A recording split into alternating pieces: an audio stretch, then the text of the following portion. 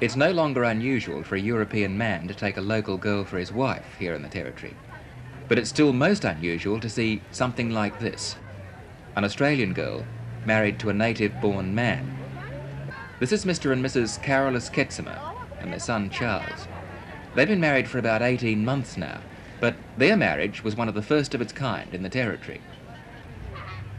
They accept that they're different. Their skin colours are different. They come from different backgrounds and cultures. Carolus is from a tiny village in the north of Bougainville Island. His mother still doesn't speak any English, and there are only about 40 other people in the village. Mary comes from Tasmania. She's a qualified radiographer and worked for 4 years in Sydney before she came up here as an Australian volunteer abroad. Within 3 months she met Carolus, and 12 months later they were married. They live in the European section of town. Carolus has an Australian government job, and it gives him this house. He earns about $3,000 a year, which isn't very much by European standards up here.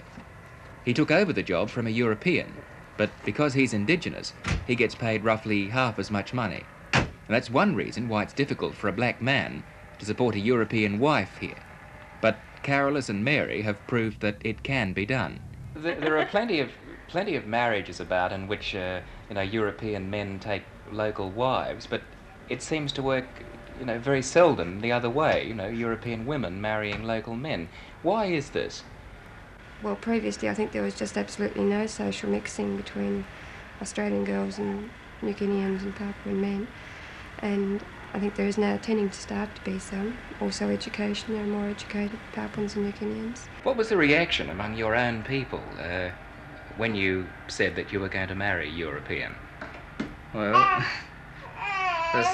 think it's mostly a reaction of surprise, no one expected it. And when they realized I was going to get married to a European woman anyway, they were very curious to see what she was like. Yeah. And my mother was a bit, hesitant about letting me marry a European woman.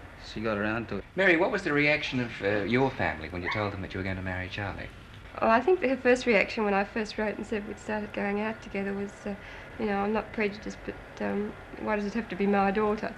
I think the main thing that worried her was the fact that I was going to be living so far away from her, and also, sort of having heard of the political troubles up here, and then particularly when I told her we were coming to the Gazelle.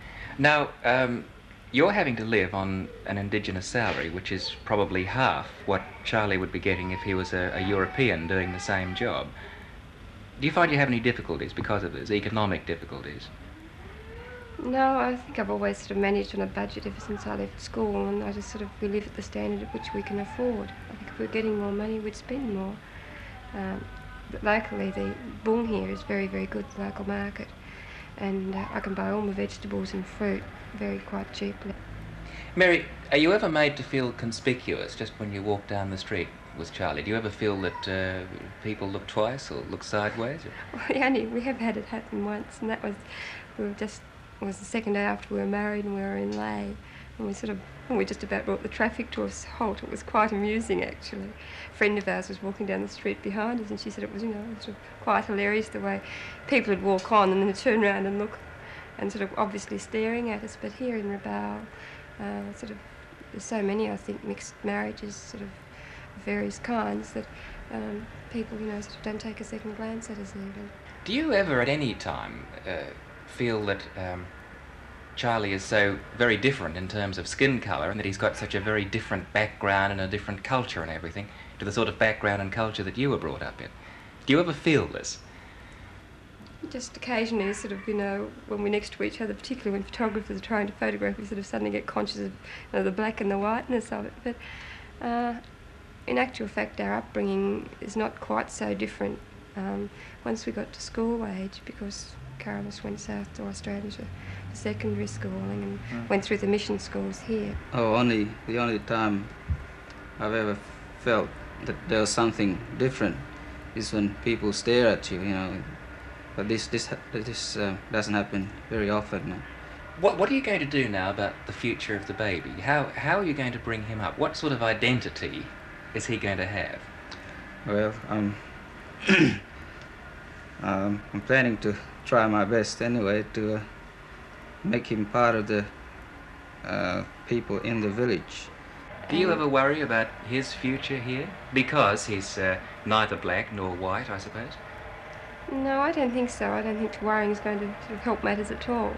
I think we've just got to do our best to bring him up to be a confident person, and a person who's sort of very proud of who he is, and not worrying about skin colour and differences.